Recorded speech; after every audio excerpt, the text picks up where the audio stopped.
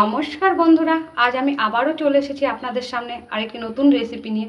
আজও আমি কাঁঠালের বীজেরই একটা নতুন রেসিপি নিয়ে এসেছি।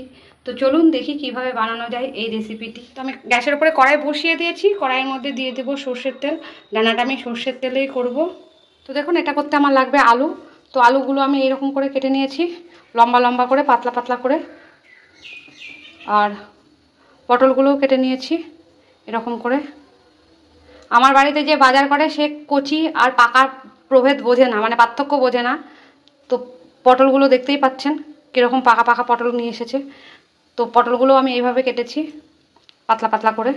জাস্ট একটা পটলের 6টা অংশ করেছি। আর ডাঁটাগুলো কেটে নিয়েছি। আর এখানে আমি নিয়ে নিয়েছি ঝিঙে, একটা ঝিঙেই নিয়েছি, এটাও লম্বা লম্বা করে নিয়েছি। আর নিয়েছি, এগুলো দেখে বুঝতেই পাচ্ছেন কি নিয়েছি, কাঁঠালের বীজ। দিয়ে দেবো শুকনো লঙ্কা। তেলটা আমার গরম হয়ে গেছে। 5 ফোড়ন, 1/2 চামচ 5 ফোড়ন দিয়ে দিলাম, সামান্য একটু সর্ষে। এবার আমি এই তেলের মধ্যে ছেড়ে দেবো আলু আর পটল। এগুলোকে ভালো করে ভাজতে হবে, নাড়িয়ে নেব। এটাকে আমায় ভালো করে আগে ভাজতে হবে। আপনারা চাইলে আগে আলু পটলটাকে ভালো করে আলাদা করে ভেজে নিতে পারেন, তারপরে সম্বারা দিতে পারেন। এখানে আমি মিক্সিতে বাটনা বেটে নিয়ে এসেছি, মশলাটা বেটে নিয়ে এসেছি। ঢাকনাটা খুলে দেখে নেবো, আপনাদের দেখানো হয়নি। তো এখানে আমার 1 চামচ কালো সর্ষে আছে, 1 চামচ হলুদ সর্ষে আছে, আর 4-5টা কাঁচা লঙ্কা আছে, আর কিছুটা পোস্ত আছে। তো পোস্তটা আপনারা আপনাদের মতন করে দেবেন, 1 থেকে 1.5 চামচ পোস্ত দিলেই হয়ে যাবে। তো মশলাটা আমার পেস্ট করা হয়ে গেছে, এটা আমার লাগবে। আপাতত এটা রেখে দিই। ঠিক, আমার পটল আলুটাও ভাজা হয়ে গেছে। দেখুন, এরকম করে লাল করে ভাজতে হবে। এবার আমি দিয়ে দেবো অন্য সবজিগুলো। এরকম লাল করে ভেজে নেবেন যেন ভাজাটা খুব ভালো হয়। তো আমি আবারও বলছি, আপনারা যদি চান আলু পটলটা কিন্তু আলাদা করে ভেজে নিতে পারেন। তো আমি সময় সাশ্রয়ের জন্য আমি খুব একটা আলাদা করে ভাজি না, আপনারা দেখেই থাকবেন।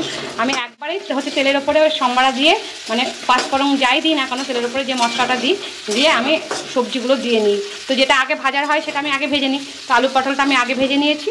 আর এবার আমি বাকি সবজিগুলো দিয়ে দেবো। তো বাকি ডাঁটা, ঝিঙে আর কাঁঠালের বীজটা আমি দিয়ে নিলাম। এবার এটা আমি নাড়িয়ে নেব। দিয়ে দেবো হলুদ, নুন, স্বাদ অনুযায়ী নুন দিয়ে দেবেন।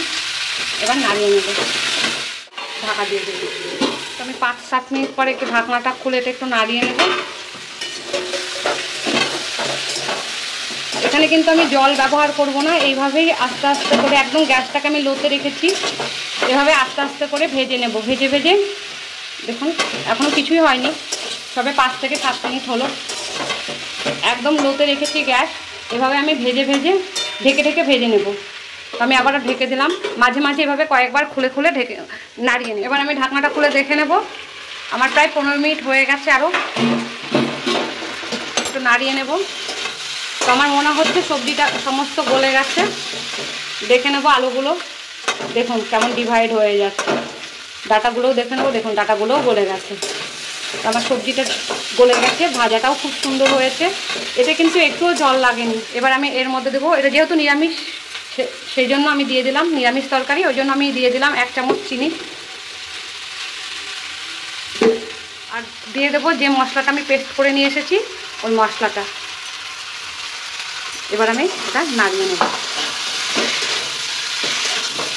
মিক্সির বাটিটা ধুয়ে আমি একটু জল দিয়ে দিলাম, এই বাটিতে অনেকটা লেগেছিল। এবার এটা নাড়িয়ে নেব। এটা হয়ে গেল। একটা সিম্পল রান্না, কিন্তু এটা খেতে খুবই ভালো লাগে। তো এবারে আমি এটা নামিয়ে নেব। এটা গরম ভাত দিয়ে মাখিয়ে খাবেন, খেতে খুব ভালো লাগবে। তো ভিডিওটা এতক্ষণ দেখার জন্য অনেক ধন্যবাদ। ভিডিওটাকে অনেক অনেক করে লাইক করুন, শেয়ার করুন, আর এই চ্যানেলটিকে সাবস্ক্রাইব করে রাখুন, যাতে আগামী ভিডিওগুলো আপনারা খুব সহজে আর তাড়াতাড়ি পেয়ে যান। আমি আবারও আপনাদের কাছে অনুরোধ করব, ভিডিওটা ভালো লাগলে অবশ্যই বাড়িতে একবার ট্রাই করবেন। আর এটি গরম ভাতের সাথে খাবেন, আর আমায় কমেন্টে জানাবেন তরকারিটা খেতে কেমন হয়েছে।